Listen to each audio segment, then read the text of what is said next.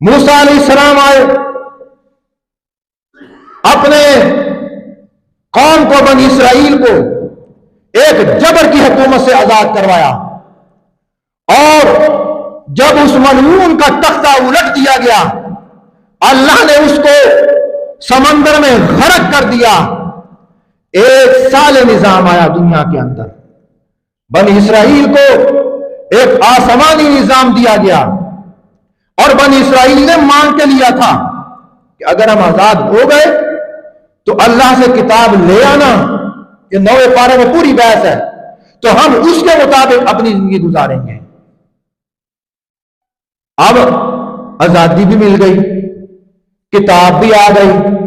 جب موسیٰ علیہ السلام نے آ کے ان کو کتاب دکھائی، کہنے لگے سانو تو اعتبار ہی نہیں، جتوں کتاب لے کے آیا سب اتنے لے کے جا۔ اب یہ کم گستاخی ہے؟ جس طرح آج جو مولوی 1400 سال سے تسلسل کے ساتھ قرآن اور سنت کو اپنے اسلاف کے اقوال کی روشنی میں سمجھ رہا ہے، اگر وہ بات کرتا ہے، ایک نیا بندہ پیدا ہوتا ہے، کہتا ہے جی مولویاں دیاں گلاں اسی نہیں مانتے۔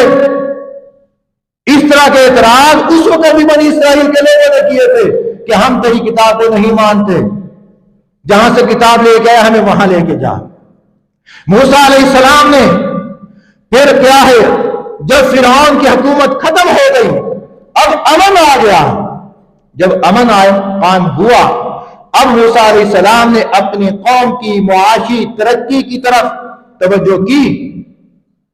اب سب سے پہلے موسیٰ علیہ السلام نے مالداروں میں اس بات کا اعلان کیا، جو مالدار ہیں ان کو اللہ کا یہ حکم ہے کہ اپنے مال کا کچھ حصہ اللہ کے راستے میں غرباء کے لیے، فقیروں کے لیے، مسکینوں کے لیے نکالا جائے، تاکہ بیت المال بنایا جائے اور غریبوں کو اس سے وظیفہ دیا جائے۔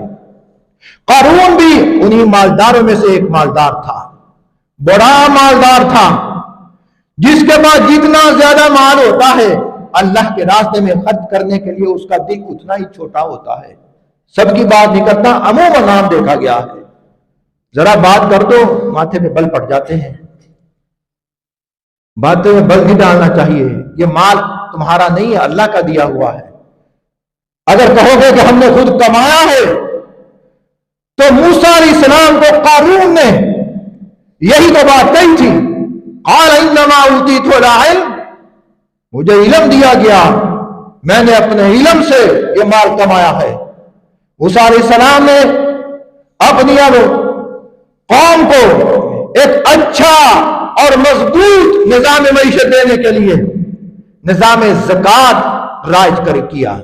مالداروں سے پیسہ لیا، جو تمہارے پاس عذابی پیسہ ہے اس کو جمع کرواؤ۔ اب اپنے چچا زاد بھائی کے پاس ہی گئے۔ اب یہ تھا کون؟ تورات کا حافظ تھا، کوئی معمولی نہیں تھا، اور بابا جی یہ تورات کا حافظ تھا۔ اور اس زمانے میں دیندار کہلانے والوں کا یہ حال، جو دنیا دار ہوں گے ان کا کیا حال ہوگا؟ موسیٰ علیہ السلام کے محلے میں رہنے والا، موسیٰ کی برادری میں پلنے والا، موسیٰ کے خاندان میں پروان چڑھنے والا، موسیٰ کی دعا سے یہ امیر ہونے والا موسیٰ علیہ السلام کے پاس آیا تھا، کہتا تھا غربت بہت ہے، اللہ مجھے مالدار بنا دے۔ موسیٰ علیہ السلام نے دعا کر دی۔ پہلے دعائیں کروا لیتے ہیں، پھر کیا ہے، پھر خلاف ہو جاتے ہیں۔ آج بھی دنیا میں ایک ترتیب ہے، مولویوں کے پاس صرف کیا، دعا کے لیے جانا، اور یہ نہیں کہ مولوی کا کام کیا ہے، مولوی کی بات کو ماننا نہیں، ساڑھے کم سدھے ہونے چاہیے، دعا کر دیں۔ موسیٰ علیہ السلام کے پاس گیا، کہنے لگا غریب ہوں، کام نہیں چلتا، دعا کر دیں۔ موسیٰ علیہ السلام نے دعا کر دی۔ اللہ نے قارون کو علم کیمیا عطا کیا، اور اس علم سے جیسے پتھر پر انگلی لگاتا تھا وہ سونا اور چاندی بن جایا کرتی تھی۔ قارون سے کہا اللہ نے موسیٰ کو وحی کی، موسیٰ جاؤ قارون سے کہو تمہارے پاس بہت مال ہے، اس مال کا اتنا حصہ اللہ کے راہ میں نکالو اور جو غریب اور فقراء ہیں ان کا حق ان کو دے دو. حق للسائل والمحروم. دنیا میں جو بھی مالدار ہے اس کے مال میں محروم کا مستحق کا حق اللہ نے رکھا. امام شافعی کا ایک قول مجھے یاد آیا, بات کو ختم کر رہا ہوں. امام شافعی رحمۃ اللہ علیہ فرماتے ہیں جو لوگ دنیا میں اپنے مال سے غریب کا حق نہیں نکالتے, قیامت کے دن یہ غریب اللہ کی بارگاہ میں آئے گا. اس وقت اس امیر کی مالدار کی ساری نیکیاں اس غریب کو دی جائیں گی, اس کو نہتا کر کے دوزخ میں بھیجا جائے گا. پتہ نہیں کس کس کا اس نے حق مارا ہوا ہوگا. قارون سے کہا, قارون کہنے لگا واہ بھائی واہ, میں اتنی محنت کر رہا ہوں اور مجھے, اور فوراً موسیٰ علیہ السلام کے خلاف تدبیر نکالے. یہ مالدار ایسے ہوا کرتے ہیں. کتنے مولوی ایسے ہیں جن کی میں نشاندہی کر سکتا ہوں کہ بڑے بڑے مالداروں نے ان پر جھوٹے الزام لگا کر ان کو مفت سے نکالا.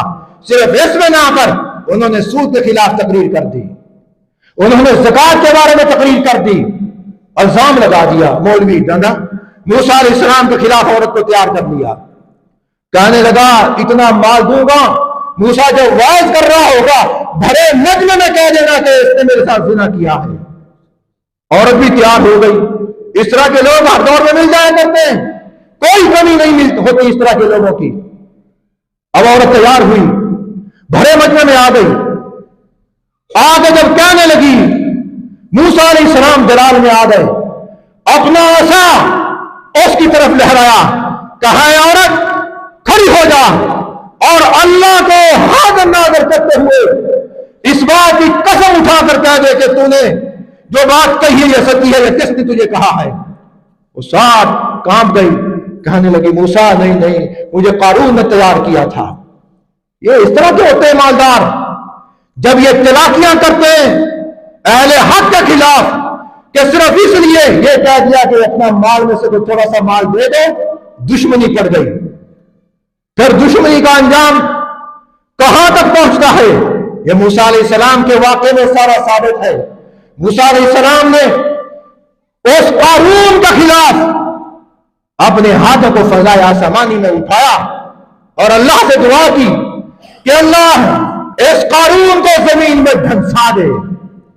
چنانچہ قارون زمین میں دھنسا, جب دھنسنے لگا سارے قبیلے اور خاندان کے لوگ اکٹھے ہوئے, موسیٰ کو کوسنے لگے کہ معاف کر دے, تو نے اس کا مال ہٹانے کے لیے اس کے خلاف بد دعا کی ہے, اس کے مال کی خاطر. موسیٰ علیہ السلام نے کہا اللہ اس کے مال کی مجھے ضرورت نہیں, مجھے تانا دے رہے مال کا, اس کا مال بھی اس کے سر پہ آ جائے. آج تک روایات کہتی ہے, روایات اور حدیثوں میں بھی آتا ہے کہ قیامت کی صبح تک یہ قارون اپنے سال و سامان کے ذریعے, اپنے مال کے ذریعے زمین میں دھنستا چلا جائے گا. یہ انجام ہوتا ہے جو اپنے مال کا حق غریبوں کے لیے ادا نہ کرے. موسیٰ علیہ السلام ایک معاشی استحکام لانا چاہتے تھے اور مساوات قائم کرنا چاہتے تھے, لیکن اس طرح کے لوگ راستے میں آ جاتے ہیں. کتنے لوگ ہیں جو آپ کا حق کھا رہے ہیں, کتنے لوگ ہیں آپ کے دیے ہوئے ٹیکسوں کو باہر کے ملکوں میں وہ جمع کروا کے سانپ بن کے بیٹھے ہوئے ہیں, پھر بھی ہم ان کے ساتھ, پھر بھی ان کے گن گاتے ہیں. وہ ان سے تو ویسے ہی اپنے آپ کو تنہا کر لو, اپنا معاملہ اللہ کے ساتھ سیٹ کر لو کہ اللہ ہم نے آزما لیا ان سب کو, یہ سارے چور اور ڈاکو رہے ہیں, ہمارا استحصال کیا, ہمارا کوئی حق ہمیں نہ دیا, ہم ان سے بری, ہم ان سے بری, ہم ان سے دور. اور آج کے بعد ہم اپنا معاملہ اللہ کے ساتھ بہتر بنانے کی کوشش کریں. من کان للہ کان اللہ لہ, جو اللہ کا ہو گیا اللہ اس کا ہو گیا.